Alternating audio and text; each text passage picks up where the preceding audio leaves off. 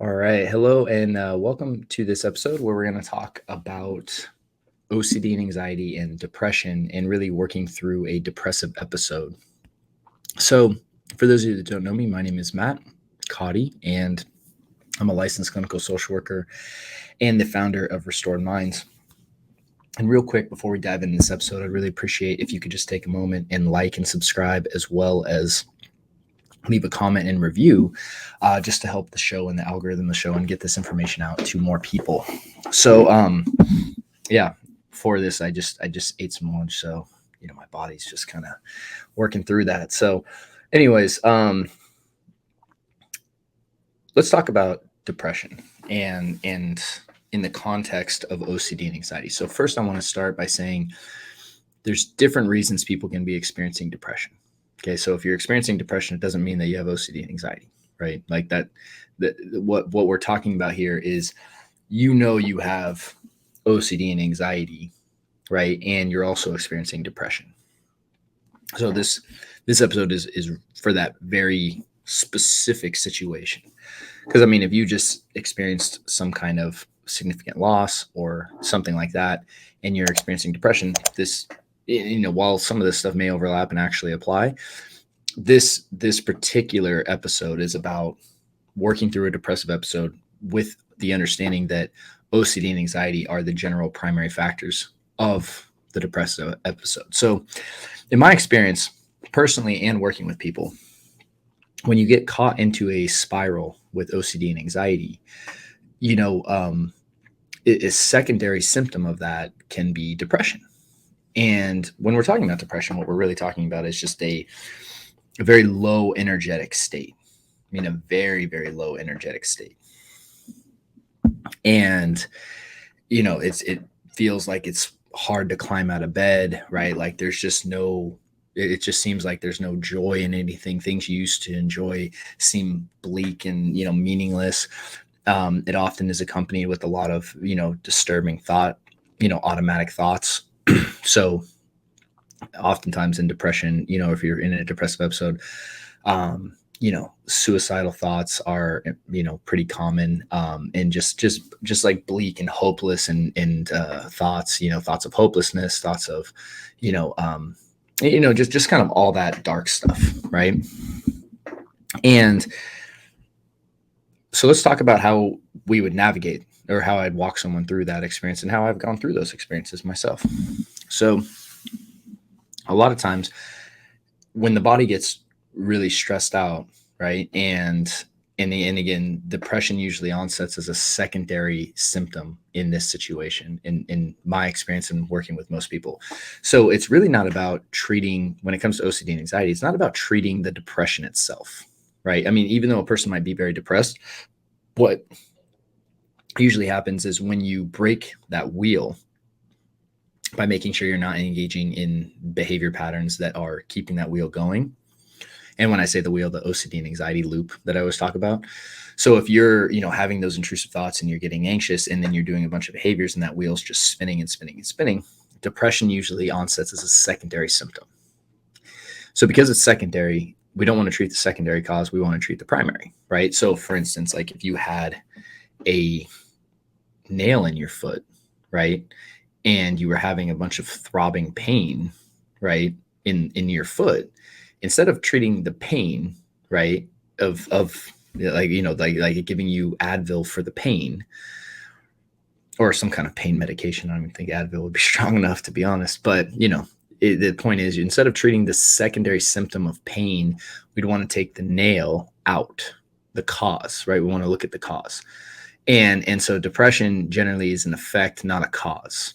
So we look at the cause of the stress loop and that OCD anxiety loop, and really start to really work at that, right? Making sure we're, again, not engaging in the thought patterns and not engaging in any of the mental behaviors or the physical behaviors. We got to break the loop. That still has to be the primary focus. That said, when you're in a depressive episode, it can be hard sometimes to feel like doing anything. A lot of times people want to just lay in bed. And that's why, so there's some things that I want to talk about in this episode that, like, if you are in a loop and you're experiencing a depressive episode, or like, even a hypothetical situation, these are some things that I've done, right? And that I to get myself out, as well as, worked with other people on. So the first thing is getting your body on a normal schedule. And what that means is going to bed at a certain time, waking up at a certain time, and then literally getting in and out of bed. And generally that gap should be about 8 hours. You shouldn't sleep longer than that. You really want to get your body, like, again, you need to show your body again that you're safe, right? And you do that through your behavioral patterns. So getting up, and ideally in a typical like circadian rhythm, right? So I don't want to like state a certain time that you're supposed to go to bed, but generally dark and light, right? You don't want to stay up till like 3 a.m, waking up at 11, right? You want to really kind of get that pattern going with the circadian rhythm. So I generally am like a 10 p.m. to 6 a.m. wake up, right? Sometimes it might be 10:30, but that's like my general pattern of sleep. And if you need help distinguishing that, again, you can talk to your doctor or other people who can help you establish that. So then one of the things that I do, especially in those, is like, first thing is usually going and getting some kind of water exposure with like a shower, right? And what I have done, and ever since I really studied like kind of the Wim Hof method, is a lot of times I will take cold showers. And generally I can do it one of two ways, right? It was like I would either just turn the cold water on and step in it for 60 seconds, right? And just literally and let my body like kind of, because again, it kind of shocks you up. And that cold water is like a stressor, but it also kind of like just activates and really gets you awake. So that cold shower, and it really kind of forces you into the present moment too, because that cold is happening like right now. So the cold shower and that whole idea of Wim Hof, I mean, you can look up, some of the effects of that, but I generally do it for 60 seconds. Then I'll throw in some warmer water and kind of work my way up to a warm shower at the end of the cold shower is how I usually do it. So that cold shower, and then making sure that you're eating breakfast, right? And getting, again, a good nutrient-based breakfast in your system. So generally I do a lot of protein and fat, but that's a good base right there. So good starting the morning, right? Shower, breakfast, and then I will usually do some kind of meditation, and that's pretty standard morning. So again, I'm what I'm doing though is I'm just operating from that morning as if I felt okay. See, what most people do with depression is they want to try to feel okay and then do all this stuff. The paradox is doing this stuff and doing it consistently is what's going to bring you out of it. And then then the rule is, even if you don't have work, right, is that from 9 to 5, I want you doing some kind of structured activity. So like leaving the house and not isolating yourself. So like, even if it's going and being at a mall sometimes, like I remember one time, I had a bunch of time, on my hands kind of during this period. And so, I was just going and volunteering, right? I found a soup kitchen and I would just go and volunteer there because I didn't have school and I didn't have work. And for like a period, probably like a month, and I was just feeling, and I was just down in the dumps. And so I would just go and volunteer, and I was just making sure that I was doing something. And then so keeping yourself active, and then again being around people, right? The thing that you shouldn't do is isolate, right? And then also just not getting into the thought patterns, right? Same kind of thing with intrusive thoughts, same kind of thing with depressive thoughts. It's like, just understand the mind's going to throw up all sorts of crazy thoughts.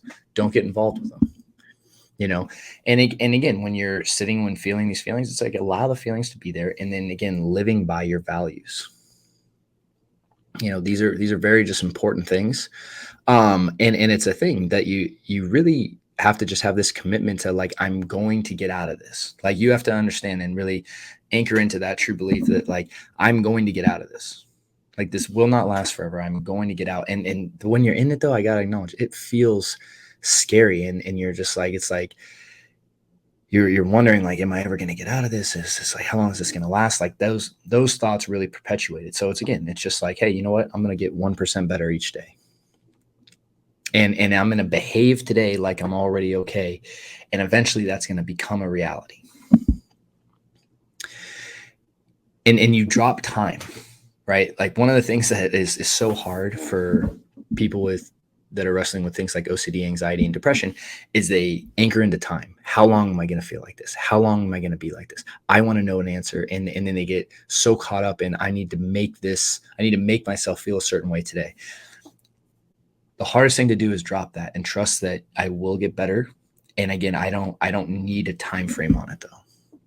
And I'm going to anchor into my pattern of living. And this is what I'm going to do. And sometimes it's going to feel like trudging through mud. And it really will feel like that. But you always anchor back into the idea of like, because this is OCD and anxiety, we anchor into treating that first, right? And really making sure we're breaking the loop. So using something like the AAA response. And then also, if you're feeling depressed, really making sure you're doing these things secondary. And I know these are some simple things. I know you're like, man, this sounds like common sense. Yeah, it is. And it's very rare that common sense is common practice, right? I mean, like there's really not like, a lot of this stuff is not like grandiose, radical thinking. It's like, it's very common sense. But again, common sense is very rarely common practice. Just like when you tell someone in marriage, right? Like, hey, like, how do you really build and sustain a marriage? Well, you do things like dating. Sounds like common sense. You do things at the start of the relationship that you do the same things you did at the start of the relationship. You send nice text messages, you buy flowers, right? You surprise, do fun things, do little adventures. The reason relationship gets stagnant is because you stop doing those things. It's like, it's a direct, and so like really behaving as if you were already okay is a very important thing to lifting yourself out of the depression. And then also seeing if there's any kind of belief structures that are really keeping you in that. So that's the final piece that I wanted to share today. So this is really talking about working through a depressive episode, again, in the context of OCD and anxiety. Primarily, we're treating the OCD and anxiety. So you're eliminating all those compulsions. And then while you're doing that, you're anchoring into these behavioral patterns to make sure that you're doing the right things consistently, right? So hope that helps. And, with that said, we'll probably continue a little bit on this series of talking just about kind of secondary things that happen with OCD and anxiety. But I just wanted to talk about that specifically because I know I've talked to several people that been going through something like this, and it's really keeping it quite simple for yourself, right? But keeping that structure to the absolute best of your ability and trusting that the results will follow. So hope that helps, and I wish you guys a great week, and I'll talk to you on the next episode. See you soon.